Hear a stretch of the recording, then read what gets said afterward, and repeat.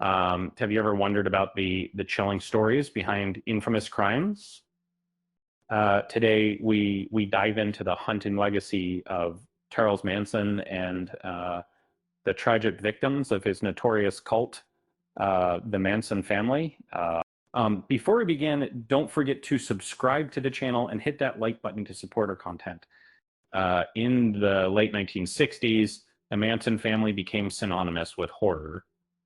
Their crimes shocked the nation, but often the focus remains on the cult rather than the lives lost.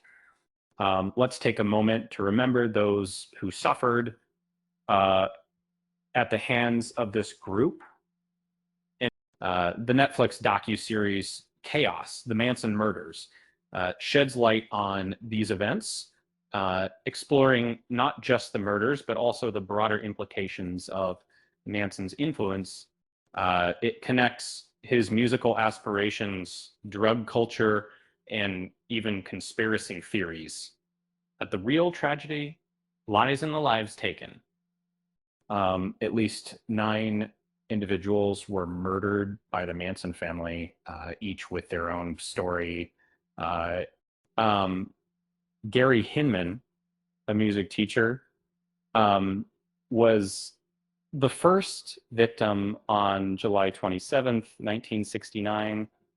Um, he was brutally stabbed in his home, victim of Manson's delusions of wealth. Donald Shorty Shea, a friend of Manson, met a violent end on August 8 through 9, 1969, shot and beaten to death.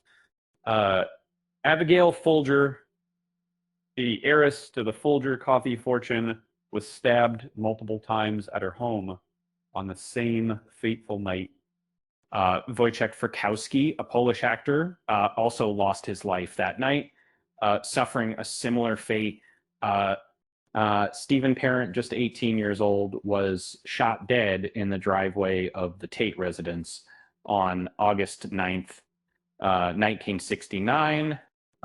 Sharon Tate, a rising actress and 8 months pregnant, was among the most tragic victims, stabbed multiple times. And Jay Sebring, a celebrity hairstylist, was also killed that night, voicing his concern for Tate before he was shot and stabbed. The following night, Leno LaBianca and his wife, Rosemary, were brutally murdered in their home, with Leno being stabbed multiple times and Rosemary suffering a similar fate. Each of these victims had dreams, families, and lives that were cut short. And as we reflect on these stories, it's essential to remember the humanity behind the headlines. Gary Hinman, for instance, was a kind-hearted music teacher who unknowingly befriended members of the Manson family. His tragic end came after days of captivity, a victim of Manson's twisted beliefs. Stephen Parent was simply a young man trying to sell a clock when he stumbled into horror. His life was taken in an instant, a reminder of how quickly life can change. Jay Sebring, who tried to protect Sharon Tate, became another casualty of the chaos.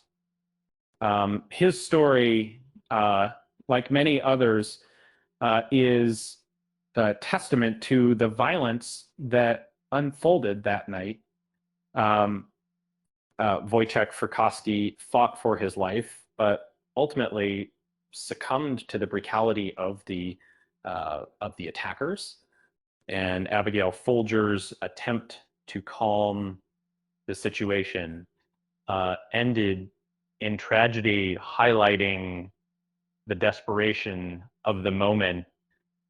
Sharon Tate's death remains one of the most heartbreaking, as she was not only an actress, but a mother to be, full of potential and dreams. The LaBiancas were also victims of a senseless act of violence, their lives extinguished without reason. And while only 9 murders are definitively linked to the Manson family, many believe that there could be more victims. Investigators suspect connections to other unsolved cases, leaving a lingering mystery. Charles Manson himself never fully admitted to the murders, but recordings from prison suggest he was involved in other violent acts. His life was a series of chaotic events, weaving a trail of destruction. And as we conclude, let's remember the victims and the impact of these tragic events. And it's a heavy topic. But here's a lighthearted thought. Why did the Scarecrow win an award?